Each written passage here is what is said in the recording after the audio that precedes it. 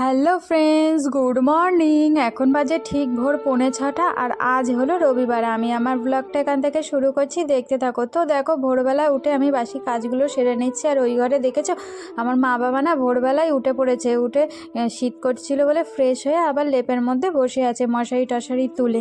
তো দেখো, আমি সমস্ত বাসি কাজ সেরে নিয়েছি, নিয়ে নিচে চলে এসেছি। তবে রান্নাঘরে যে বাসি বাসনগুলো ছিল না, মা মেজে নিয়েছে, ওই জন্য আমার রান্নাঘরে আমি আর আজকে আর যাওয়া লাগেনি।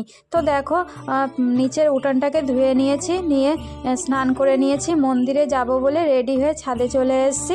এসে কটা জামা কাপড় বাসি ছিল ধুয়ে দিয়েছিলাম, মেলে দিচ্ছে। আর আমার বাবা দেখেছো সুগার, তো ওই জন্য সকালবেলা করে প্রত্যেক দিনই বাড়িতে হাঁটে, রাস্তায় হাঁটে, কিন্তু আমাদের এখানে রাস্তায় যায়নি, ছাদের ওপরে হাঁটাচলা করছে।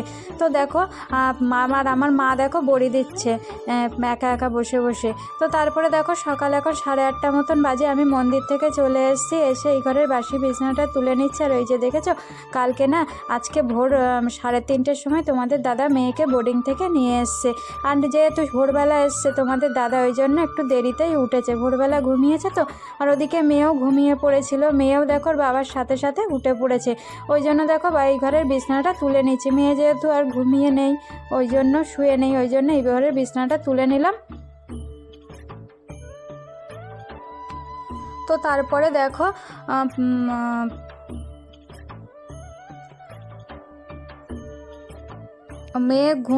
মেয়ে দাঁত ব্রাশ করে নিয়েছে, দাঁত ব্রাশ করেই দেখো টিভি দেখতে বসে গেছে।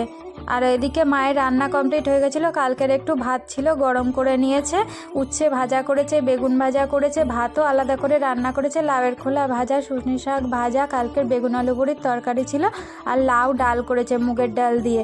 তো দেখো, সবাই মিলে আমরা সকালের খাবার খেয়ে নিচ্ছি। তারপরে দেখো রান্নাঘরে চলে এসছে। আর মা না রান্না করতে করতে অর্ধেক বাসন মেজে নিয়েছে।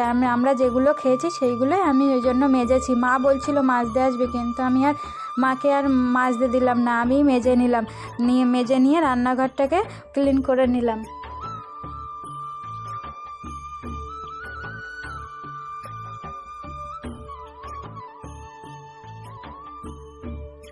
তো তারপরে দেখো রান্নাঘরটা ক্লিন আমার হয়ে গেছে, খাবার টেবিলটাকেও একটু মুছে নিচ্ছি।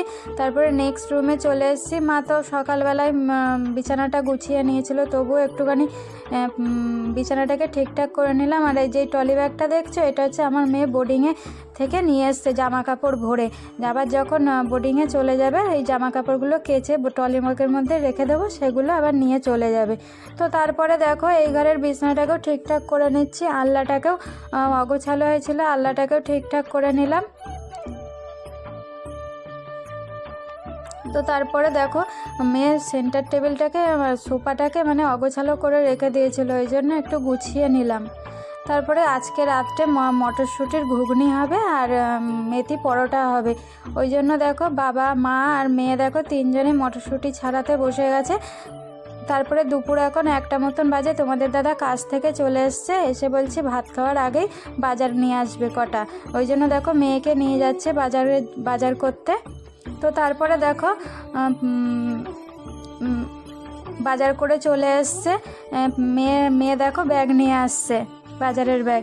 তো দেখো বাজার নিয়ে এসছে, মেয়ের জন্য চকোস নিয়ে এসছে, ময়দা নিয়ে এসছে, শসা, টমেটো, আলু, পেঁয়াজ নিয়ে এসছে, আর মটর শাকও নিয়ে এসছে, আর মেথি শাক নিয়ে এসছে, মেথি শাকের পরোটা করব।